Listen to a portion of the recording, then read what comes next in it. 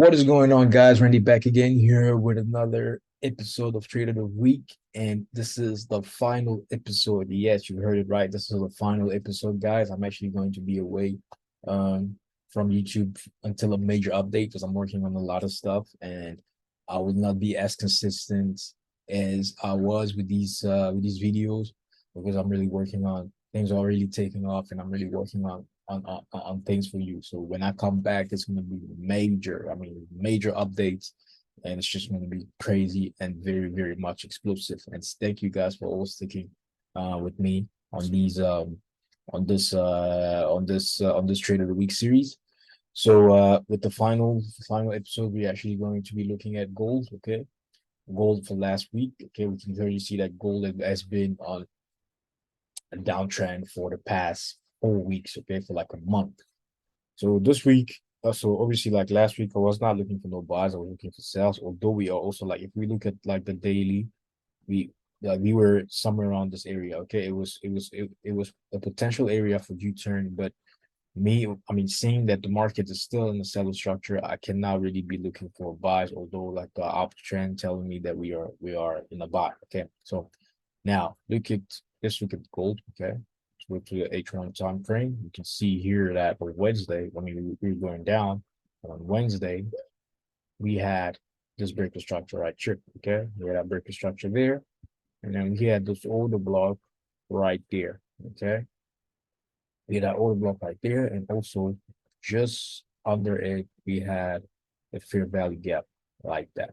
All right, and I also like to place my Fibonacci from the high points to the low points to see where the market could potentially U-turn. Okay, the 71.0 area for me is a very crucial area. And then in this case, it was coupled up with the order block and that fair value gap, which made it a very interesting area for me to sell. Okay, so now let's see if we let's go down in time frame to see if we had any sort of entries. Okay, so boom, in the lower time frame, as you can see, price tapped into that zone, and then from there, that's when this drop happened. Okay, so now on the M15, we don't really have a an entry confirmation yet. Okay, I'll say that the entry confirmation came when the market dropped here. Why? Because if you place a line here, you can see that this is sort of like an M. Okay, it's an M formation and the candle that goes below.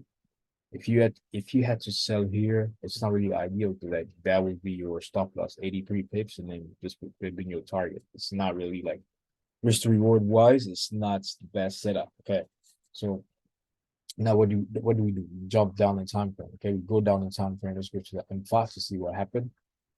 M5, we had something a lot more clearer. Okay, we had higher high, higher low, higher high, higher low, higher high, higher low, higher high, boom, and then market. And then when you see this candle here, this could have been an entry. Okay, that's an entry right there on the M5, and then a stop loss. The stop loss just up there, but I did not enter like that. I entered. It was stop loss would have been the 53 pips. For me, this is really not ideal, especially on gold, because gold moves really fast. Okay. So what I did is I went down the time frame. Okay, I went down to the M1 time frame to see if there was anything clearer in that. See that? Now look at the M1. Okay, M1 is a lot more clearer. Okay, we had this higher high, higher low, higher high, higher low, higher high, higher low, higher high, and then price broke below like that. Okay, so like you could have entered here. Okay, like this is for like when you're more experienced. Okay, you could have entered right there. Okay, and then your stop loss would have been this point high right there. Okay, so this is a 15 pip stop loss. All right, but if you are a lot more conservative, you would have just waited for this structure to be broken. Okay, you would have waited for this head and shoulder to actually break to the downside, and you can clearly see this is also another entry right here. Okay, but I did not use any of these entries. Okay, I waited for price to drop like that, and then I saw a fair value gap here. Okay, I marked that fair value gap. I placed a pending order in the middle. Okay, and then price came in, triggered it. My stop loss was just above here. Okay, price triggered it, and then it dropped. Okay, so now, guys, it's really crazy how people are failing these prop firms. It really amazes me.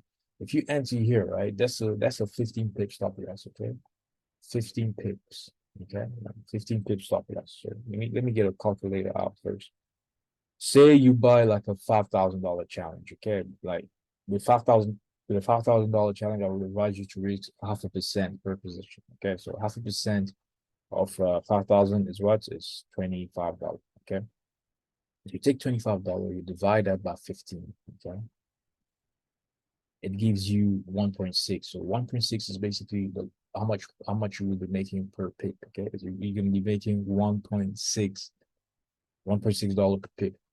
The lot size equivalent to that is 116. Okay, so 116, right? You're making, I mean, your stop loss is this, all right? So 15 pips. So you're only losing, if you lose $25. Okay. Then I'll look at your target. Okay. So if you were going for the point low, okay. So let's say 15 real quick. Set my if you were going for the point low, which is the 100% zone, okay. So from that entry right there, your entry is right there, okay. And then you're going for 100% zone. That's 127 pips that you were going for.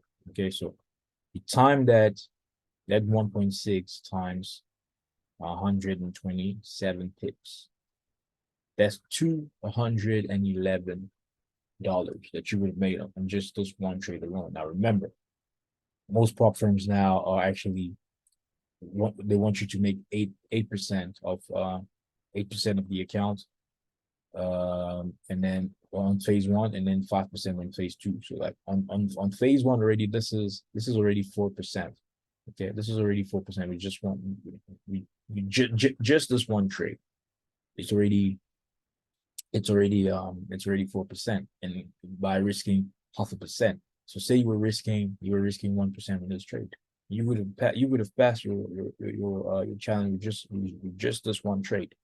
Okay, guys, this is why I say that it's very important to stick to a strict risk management. Like risk management, it's key. It's really key. Like there's nothing that compares to it. Like as soon as you understand risk, the better the trader you will become. Because like you won't be over risking for nothing, risking 5%, 0.5% of your account per trade because you want to make quick bucks. And oh, guys, take it easy. And then now we have prop firms.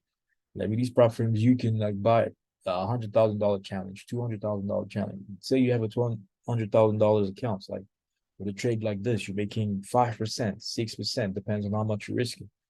So, guys, that's it, man. That's it. So this is the final episode, guys. Thank you so much for sticking with me on this series. It was really, really amazing. It actually taught me a lot about myself as well.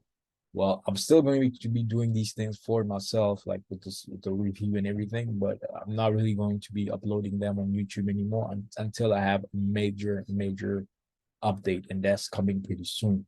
Once that comes, it's just going to be super explosive, guys. So I wish you all the best in your trading journey. I'm still around. Remember, I'm always on Discord. Send me a text if you want any help, if you want any assistance or anything, let me know.